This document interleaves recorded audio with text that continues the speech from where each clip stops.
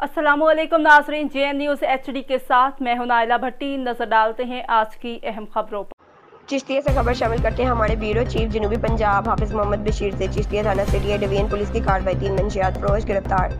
तीनों मुल्ज़मान के कब्जे से भारी मिकदार में चर्स बरामद। मुल्ज़मान के खिलाफ C9 का मुकदमा दर्ज और पाबंद सलासिल कर दिया। डेपीओ बहावल नगर फैसल गुलजार की हदायत पर अमल करते हुए चिश्तिया थाना सिटी ए डिवीजन पुलिस की दबंग कार्रवाई, बदनाम ज़माना 3 मंशियात फरोश को मंशियात फरोख्त करते हुए गिरफ्तार कर लिया। मुल्ज़मान के कब्जे से भारी मिकदार में चर्स बरामद। चिश्तिया मुल्ज़िम अनवर रहमानी को दौरान मंशियात फरोख्त करते हुए 1200 ग्राम चर्स बरामद कर ली। दूसरी जानिब सेंट्रल पार्क के करीब जुल्फ़कार नामी मुल्ज़िम मंशियात फरोख्त कर रहा था। पुलिस ने जुल्फ़कार के कब्जे से 1200 ग्राम चर्स बरामद कर ली। पुलिस ने कानून के मुताबिक C9 का मुकदमा दर्ज करके मुल्ज़मान को पाबंद साल हासिल कर दिया।